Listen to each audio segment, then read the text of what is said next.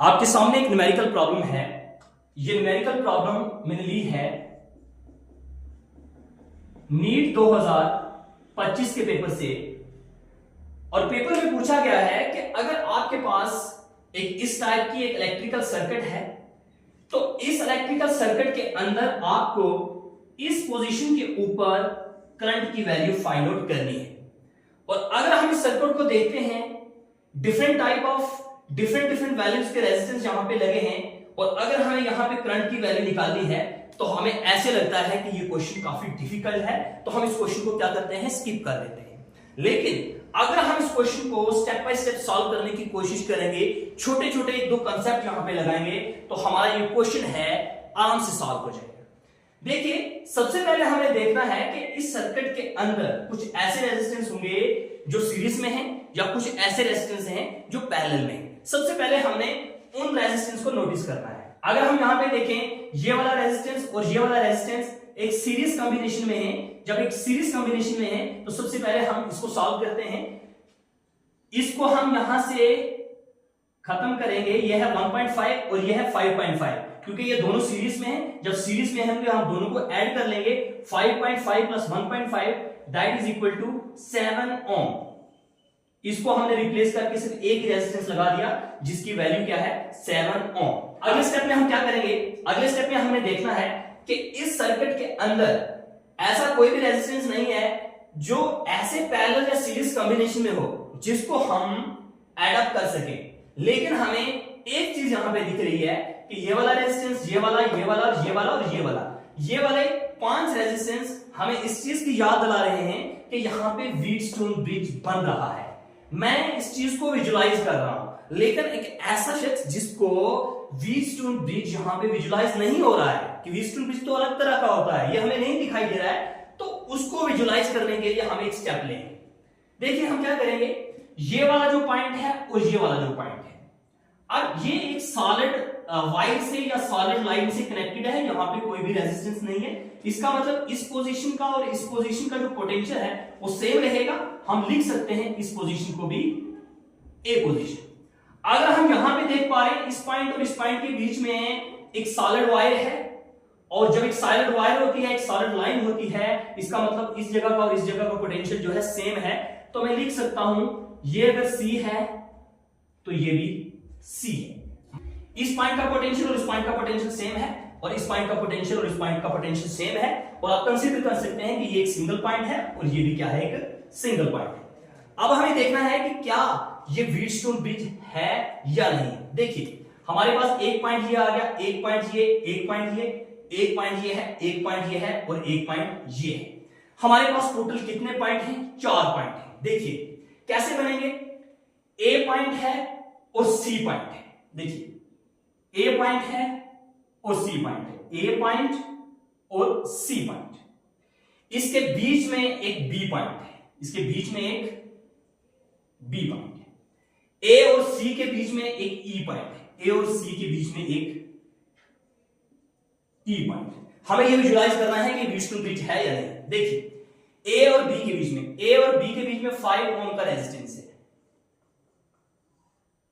5 ओम।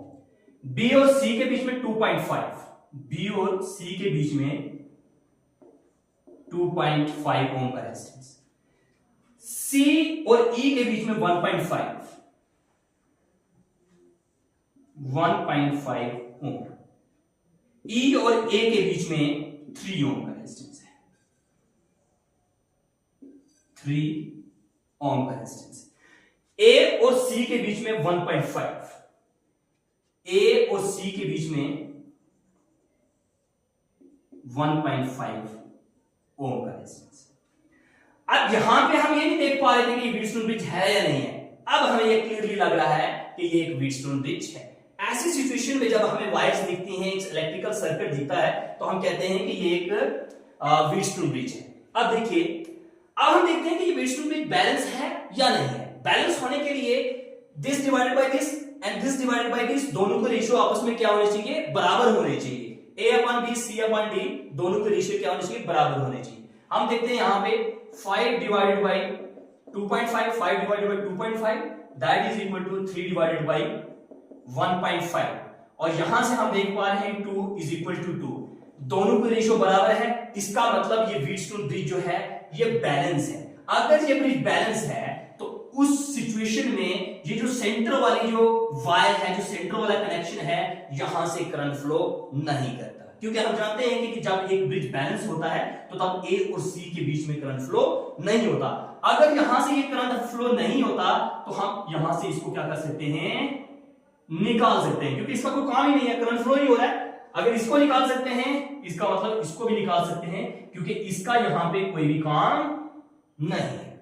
अब देखिए, अब हमारे पास ये वाला रेजिस्टेंस और ये वाला रेजिस्टेंस सीरीज में आ गए। अब ये वाला रेजिस्टेंस और ये वाला रेजिस्टेंस ये भी सीरीज में आ गए। अब दोनों पे हम क्या करते हैं, सीरीज कॉम्बिनेशन का जो फॉर्मूला होता है हमारे पास, वो हम लगाएंगे। अब ये और ये सीरीज में है, दोनों को हम ऐड करेंगे और दोनों को ऐड करके सिर्फ एक रेजिस्टेंस लगा देंगे। 5 और 3 ओम के 2 रेजिस्टेंस थे, तो अब मैं यहां पे लगा रहा हूं सिर्फ एक 8 ओम का रेजिस्टेंस, क्योंकि 5 का यहां पे था और 3 का यहां पे था। 5 और 3 कितने हो गए, 8 ओम। अब ये भी सीरीज में है, इसको भी हम ऐड करेंगे। 2.5 प्लस 1.5 2 3 एंड 4 ओम का रेजिस्टेंस यहां पे आ जाएगा। 4 ओम का रेजिस्टेंस यहां पे आ जाएगा। अब देखिए, अब 8 ओम का रेजिस्टेंस और 4 ओम का रेजिस्टेंस जो है ये पैरेलल कॉम्बिनेशन में है। जब पैरेलल कॉम्बिनेशन में होते हैं तो हम कैसे लिखते हैं, 1 divided by 8 plus 1 divided by 4 that is equal to 3। 8 divided by 3 का एक भी रेजिस्टेंस यहां पे होगा, 8 divided by 3, 8 divided by 3 ohm का यहां पे एक रेजिस्टेंस होगा। अब हम देख पा रहे हैं ये वाला रेजिस्टेंस, ये वाला रेजिस्टेंस और ये वाला रेजिस्टेंस, ये क्या आ रहे हैं, सीरीज में आ रहे हैं। जब ये सीरीज में आ रहे हैं तो इनको हम लिखेंगे 8 डिवाइडेड बाई 3 प्लस 1/3 प्लस 7। इसको जब हम ऐड करेंगे 9 डिवाइडेड बाई 3 प्लस 7, तो ये आ जाएगा 3 plus 7 that is equal to 10 ohm. अब हम क्या करेंगे, इन सबको रिप्लेस करके एक सिंगल यहां पे हम 10 ओम का रेजिस्टेंस लगाएंगे। अब इस क्वेश्चन के अंदर हमें पूछा क्या गया है कि यहां पे करंट कितना फ्लो कर रहा है। करंट का फॉर्मूला क्या आता है, I is equal to V upon R। तो V की वैल्यू हमारी यहां पे क्या है 5, R की वैल्यू कितनी है हमारे पास 10, तो ये आ जाएगा हमारे पास 1/2 that is equal to 0.5 ampere. बिल्कुल सिंपल है क्वेश्चन, बिल्कुल सिंपल है। सिंपल इसलिए है क्योंकि हमने इसको एक सिस्टमैटिकल वे से सॉल्व करने की कोशिश की। अगर हम देखेंगे क्वेश्चन ये काफी टफ है, अगर हम उसको सिंपल बनाने की कोशिश नहीं करेंगे तो क्वेश्चन सॉल्व होने वाला नहीं है। इस तरीके से सबसे पहले हम क्वेश्चन को देखते हैं, उसके बाद क्वेश्चन को थोड़ा सा इजी करते हैं, स्टेप बाय स्टेप सॉल्व करने की कोशिश करते हैं। कोई भी न्यूमेरिकल प्रॉब्लम हो सबसे पहले उसको इजी किया जाता है और लास्ट में उसका रिजल्ट निकलता है।